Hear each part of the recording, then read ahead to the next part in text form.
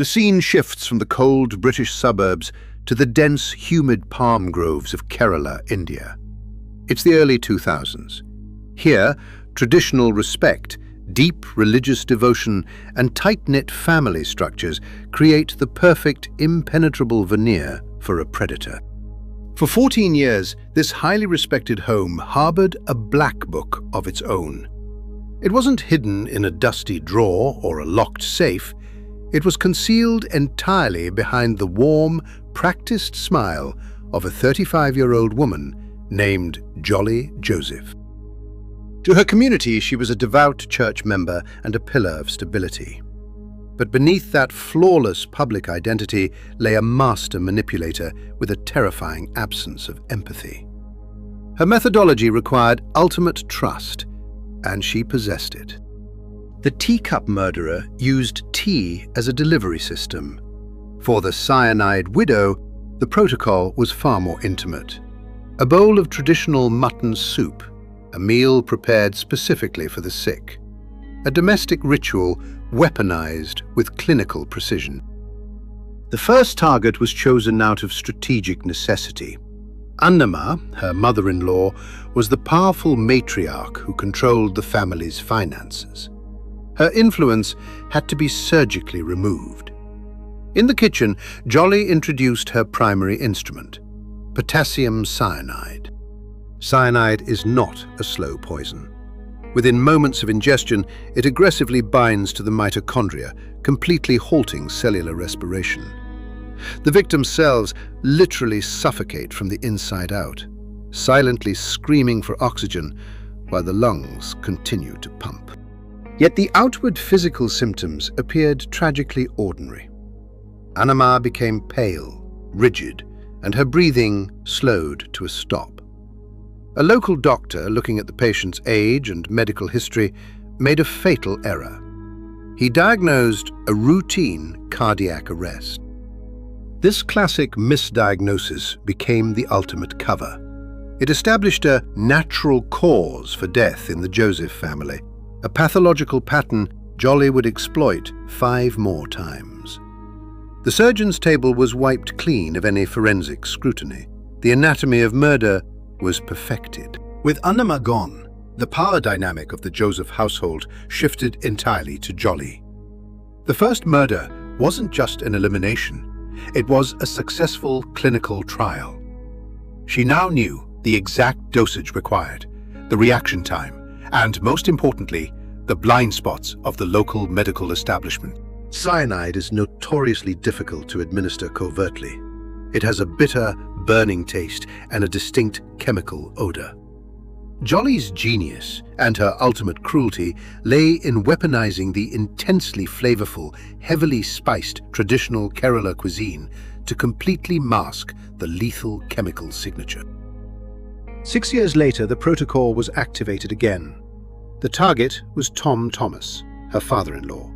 The objective, complete financial control. Once again, the poison was administered in a home-cooked meal. Once again, he collapsed in agony. And once again, Jolly simply stood in the shadows and watched. The physiological collapse from acute cyanide poisoning is brutal. As the cells suffocate, the central nervous system violently short-circuits.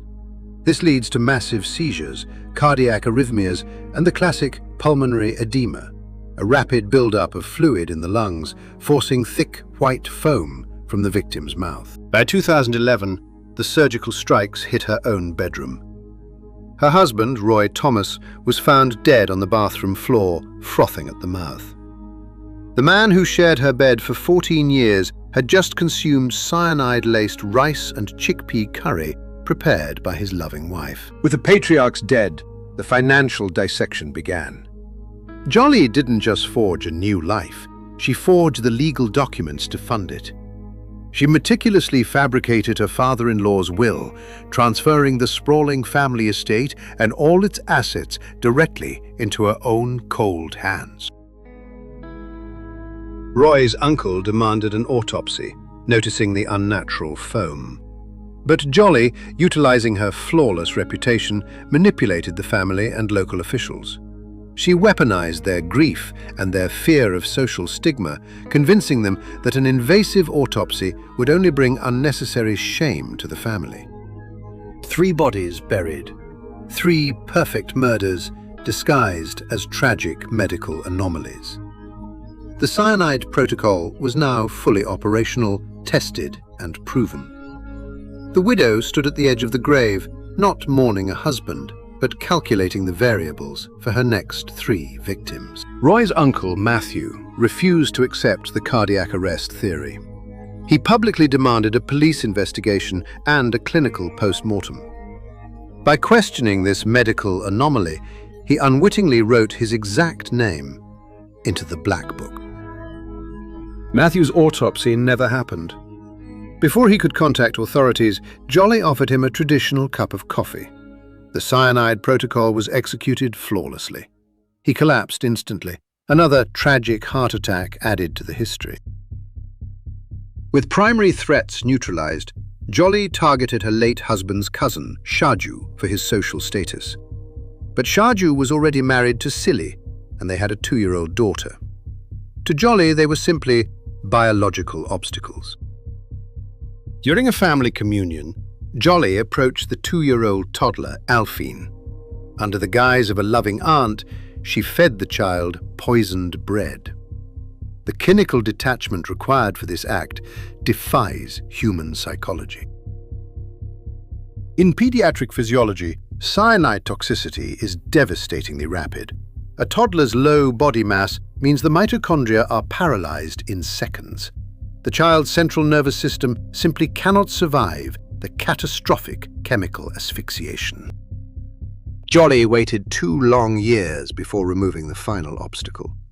While Silly was recovering from a dental appointment, Jolly handed her a glass of water laced with the signature chemical. She collapsed immediately. As Shaju wept over his dying wife, Jolly stood right beside him, offering comfort. She seamlessly played the role of the supportive widow, masking the pulse of a cold-blooded apex predator beneath the sari. 6 bodies, 14 years, 0 autopsies. Jolly eventually married Shaju, inheriting the estate she craved. The clinical precision of her facade was absolute. The Cyanide Widow had successfully operated in plain sight. But the perfect medical murder has one fatal flaw. It relies entirely on the silence of the survivors.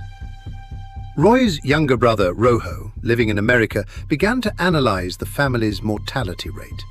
The statistical impossibility of 6 identical deaths finally triggered an alarm. In 2019, Rojo filed a formal police complaint, forcing the authorities to finally open the Joseph family vault.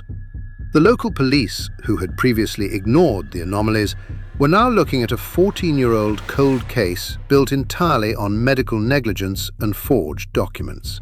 The ultimate surgical procedure isn't always performed in an operating room. Sometimes it happens in a graveyard. Authorities ordered the exhumation of all 6 bodies. The dark earth of Kerala was forced to surrender the physical evidence that the doctors had completely missed. Cyanide is highly volatile, but it leaves an unmistakable chemical footprint in bone marrow and surrounding soil. Inside the sterile forensic laboratory, toxicologists extracted the truth from the decaying fragments. The microscopic traces of potassium cyanide were undeniable. The biological clock had stopped. When detectives finally brought Jolly into the interrogation room, the clinical facade remained intact. She sat perfectly still, offering the same warm, practiced smile. She assumed her social status would protect her, drastically underestimating the forensic data now sitting on the detective's desk. But forensic pathology does not negotiate with psychopaths. When confronted with the chemical analysis of a victim's bones, the impenetrable mask finally fractured. The warm smile dissolved, leaving only the cold, calculating void of a predator realizing her trap had just snapped shut. The arrest of the devout, highly respected widow sent shockwaves through the entire country. As police escorted her from the estate she had murdered to inherit, The local community watched in total silence. The ultimate biological weapon was finally in handcuffs. 14 years of flawless deception collapsed under the weight of microscopic evidence. Jolly Joseph proved that the most dangerous predators don't hide in dark alleys. They sit at your dining table, weaponizing your trust and calculating your lethal dose with terrifying precision. The trial was not a debate of passion, but a clinical review of chemical data. The defense completely crumbled under the weight of toxicological evidence. Jolly Joseph was officially diagnosed by the court not as a grieving widow, but as an apex predator. The sprawling family estate she killed to inherit now stands completely abandoned. It is no longer a respected home, but a quarantined crime scene, a chilling monument to 14 years of undetected biological warfare executed right at the dining table. The Cyanide Widow exploited the one physiological vulnerability no medical scanner can ever detect: human trust. Her methodology was flawless until the silence of the dead was finally broken by the chemistry of their bones. The anatomy of this murder is now documented.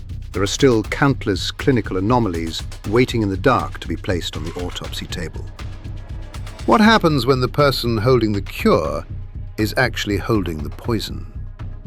Subscribe to open the next file in the Surgeon's Black Book. Until then, trust no diagnosis.